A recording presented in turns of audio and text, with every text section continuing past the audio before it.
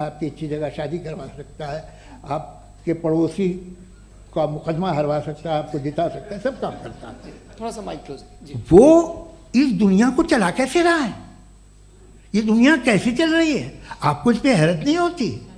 या क़यामत के बाद कभी एक जस्टिस होगा, जब ये बच्चा मर चुका होगा जिसकी धज्जियाँ उड़ गई बम से, इसको इंसाफ मिलेगा तब। अच्छा अब जवाब दूं? हाँ दीजिए। मैं वही इसीलिए आप ही की तरफ आता। सबसे पहले आपने रेवलेशन और स्क्रिप्चर्स की बात की, इस पे मैं बात कर सकता हूं लेकिन आज नहीं करूंगा चूंकि वक्त कम है, कभी और इस पे डिस्कस करेंगे। मैं तैयार हूं उस पे भी बात करने के लिए। ये अभी से राउंड 2 की भूमिका तय हो रही है। डज गॉड एग्जिस्ट राउंड 2 जी।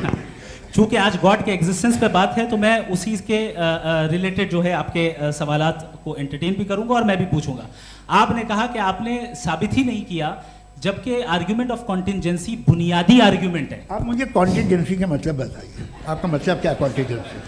कॉन्टिंजेंसी का मतलब यह हुआ कि हर वो वजूद जो किसी भी चीज का पाबंद है, हर वो वजूद या हर वो चीज जो अपने एग्जिस्टेंस में किसी भी चीज के पाबंद है और उससे बाउंड है, उसको उसकी ज़रूरत है, उस पर डिपेंड करती है, तो जाहिर सी बात है कि उसका कोई ना कोई कॉज होता है। ये तो अक्ल की बात है, ये आप रीजनिंग की बात करते हैं, मैं वही कर रहा हूँ। दूसरी चीज़ आपने ये बात कही कि इतने बिलियन लाइट ईयर्स दूर है, उसका मेरा क्या लेना देना। फिर मेरे ख्याल से आपको ये नहीं कहना चाहिए I think therefore I am an atheist. आपको सोचना चाहिए, सिर्फ आप एक लिमिटेड दायरे में रहकर नहीं सोचें बल्कि बाहर निकलकर सोचें।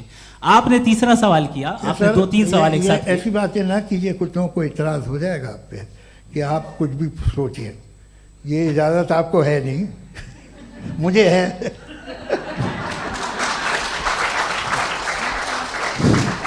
जी। आपने प्रॉब्लम ऑफ इविल के ताल्लुक से सवाल किया और बार बार आप एक लफ्ज रिपीट कर रहे हैं कि ओमनीपोटेंट गॉड है, ऑल पावरफुल गॉड है। यही तो दरअसल समझना है कि गॉड का कॉन्सेप्ट क्या है। प्रॉब्लम ऑफ इविल जो है, प्रॉब्लम ऑफ इविल दर हकीकत 2 असम्पशंस पर कायम है। अगर आप इन 2 असम्पशंस को समझ जाएं तो ये प्रॉब्लम नहीं रहेगी, आर्ग्यूमेंट आपको समझ में आ जाएगी कि ये कोलैप्स कर जाता है। पॉइंट नंबर 1, यानी जो आपका सबसे पहला फॉल्स असम्पशन है कि गॉड मर्सीफुल है, ओमनीपोटेंट है, दुनिया में जुल्म हो रहा है। लेकिन आपको यह समझना चाहिए कि हमारे वर्ल्ड व्यू के मुताबिक गॉड सिर्फ ओमनीपोटेंट और सिर्फ मर्सीफुल नहीं है, बल्कि वो ऑल वाइज भी है और वो ऑल नोइंग भी है। उसके हर काम के पीछे हिकमत और विजडम है। ये कोई जरूरी नहीं है कि वो हिकमत और विजडम आपको समझ में आए या मुझे समझ में आए।